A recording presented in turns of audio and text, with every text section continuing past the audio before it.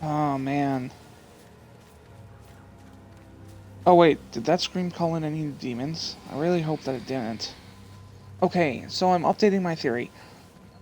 My original theory is this was something along the lines of similar to the movie The Frighteners, where this person's trying to continue on some sort of like killing spree, like it's a ghost that's continuing it from his past.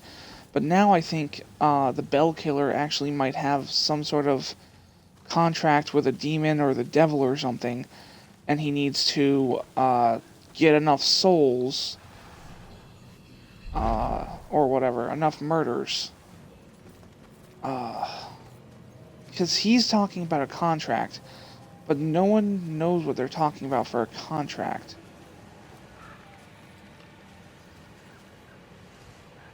I think this fence is removable. Yep. Oh, and hey, look, there's our last one.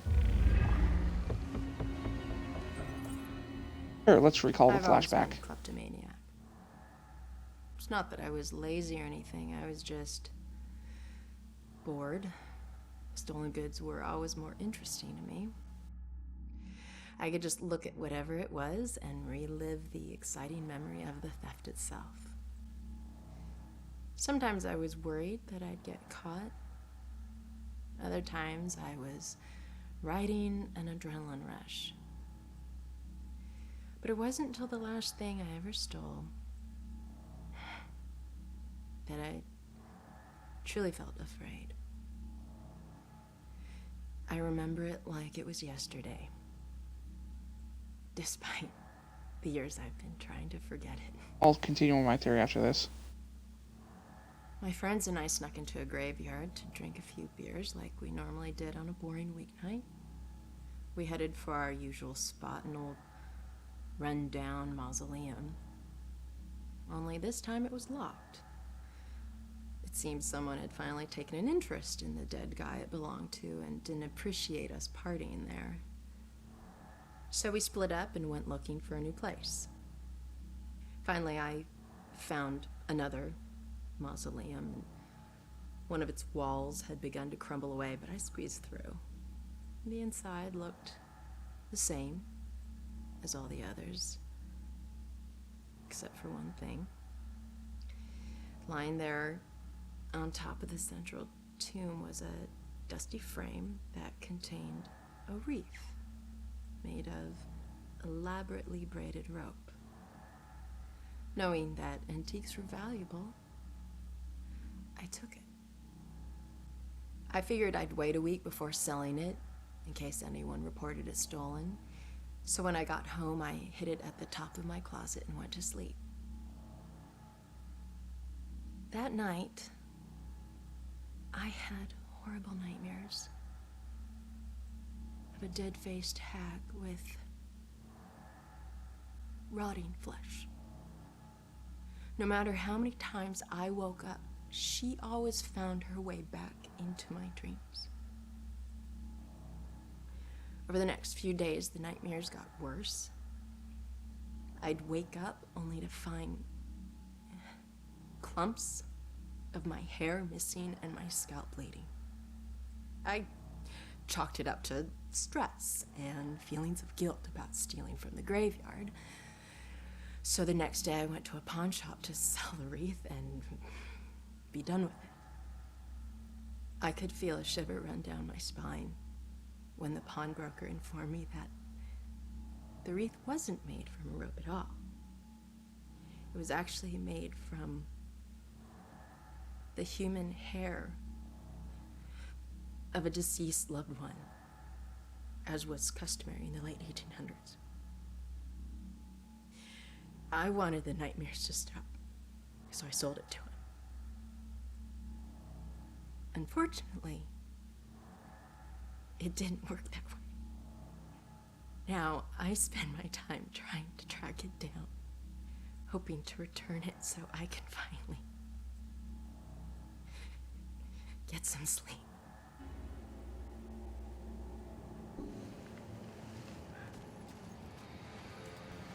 I accidentally just hit the mute button when I thought I had muted before. Anyways, I was about to say, ooh, what's that?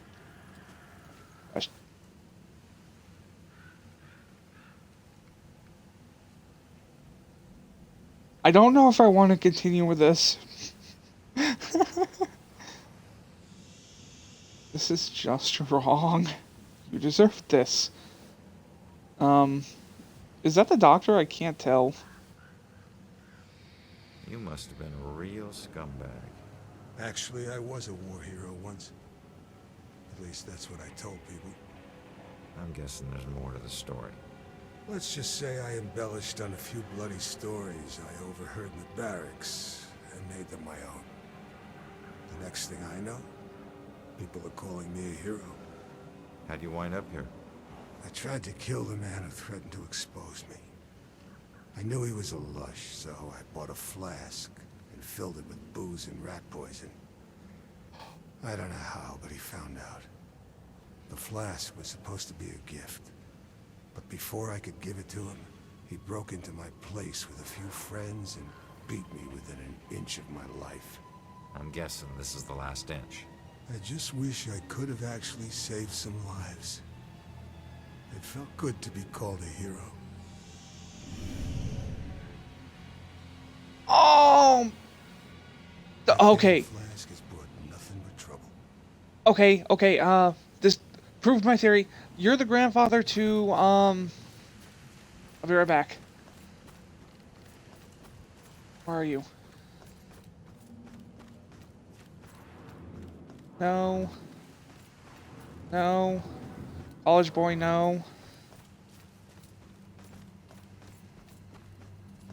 Oh, earlier in the video, there was this kid in a, mausoleum like this college kid is over here. But he was sitting with, it looked like an M14 with a bayonet attached to it.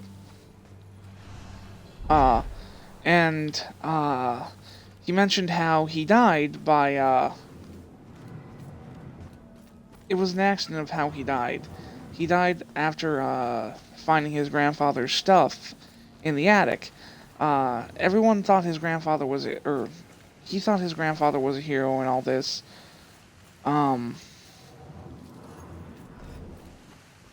Might be up here. He thought his grandfather was a hero because of all the war stories he'd heard about him and how it must have felt good splattering people's brains against the wall. I know it's gruesome, but I'm just paraphrasing what he said. And I went into like detective mode. I like doing that, trying to figure out how someone died. Hell, that's why I'm playing this game.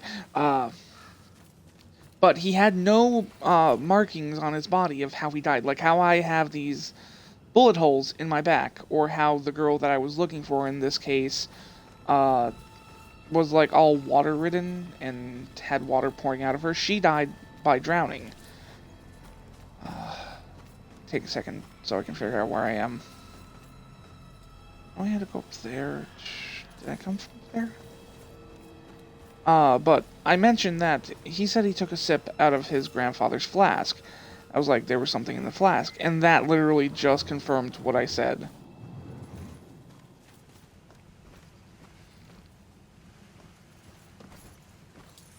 I love when that kind of stuff happens. It reminds me about this time when, in high school, my class was reading, Sir Arthur Conan Doyle's Hound of the Baskerville.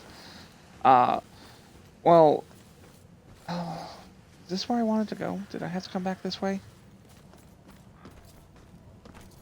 To make a long story short, I noticed a, before we found out what anything was, ooh, can I observe these again? No, okay, good. I noticed that, the main character had, a brand new pair of shoes stolen from him. And basically, I made the theory that we were going to see another item stolen from the character because, you know, dogs need something to track. And what was stolen couldn't be trackable because it being new and all.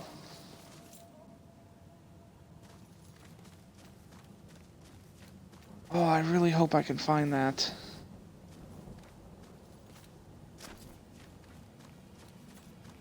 I don't think I'm going to be able to find that mausoleum again. In the oldest part of the graveyard. If you go back into the video, you will see the person I'm talking about.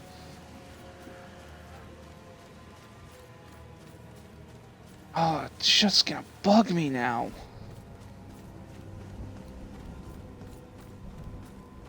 Probably ran right past it in my excitement. Man. Isn't this where I left, Joy? Oh, no, she's now on the other side. Ronan, I heard screams and... It's good that you're okay. Well, I'm still dead. Tell me you found something. Yeah, I did. Bell killer drowned the girl in the lake and let her body float downriver. My mother was right. This is a Bell killer case. Did you find anything about my mom? Memory residue or something? Sorry, kid. And it's a good thing you didn't see what he did to the girl. This guy is... he's sadistic. One weird thing is that he confronted the girl about a contract before he offed her. Contract? I don't think I've seen anything about a contract. Wait. Another case, possible Bell killer survivor. Iris Campbell. Diagnosed with paranoid schizophrenia, incoherent ramblings about persecution, and a contract. Again. And where does it say where she is? It just says Lux Eterna. Is it a place? Yeah. We're going to the psychiatric Lux Eterna is a hospital. mental hospital. Of course it is. Okay, ready to go?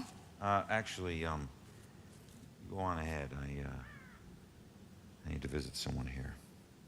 Oh. Guess I'll meet you at the hospital. Worse nightmare than this.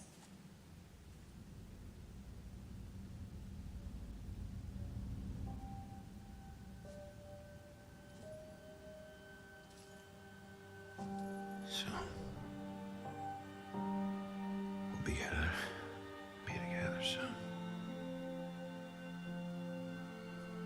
You're assuming this case is your unfinished business. What if it's not?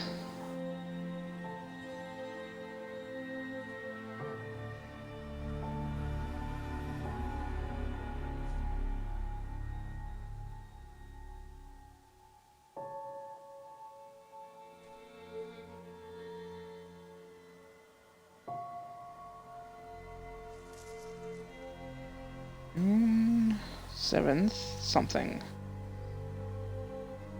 They're trying to make the date ambiguous. 6, 7, something. Bad news. Don't worry, bro. She already knows.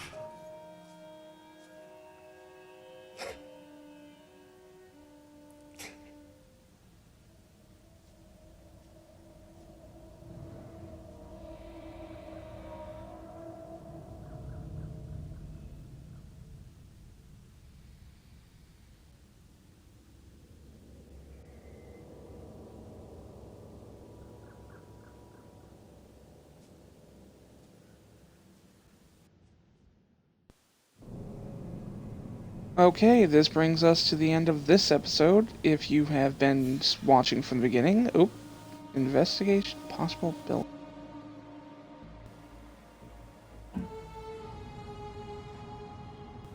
As I was saying, this brings us to the end of this episode. Join me again next time when we investigate, well, more of the town, because now I can teleport, and the mental institution. I'm trying to do an episode a day. I did 2 today, so I'll probably do one tomorrow, or possibly not. I might take a break. But if you've been following me from the beginning, or if you're just starting to follow me now, subscribe, follow me, obviously. If you want to watch the video, you can do that here on my Twitch channel, or I will upload them to YouTube. Episodes 1 through 3 are already there in 15-minute intervals, so you don't have to sit through the whole hour and some odd minutes. But thank you for joining me tonight, and have a great night, folks.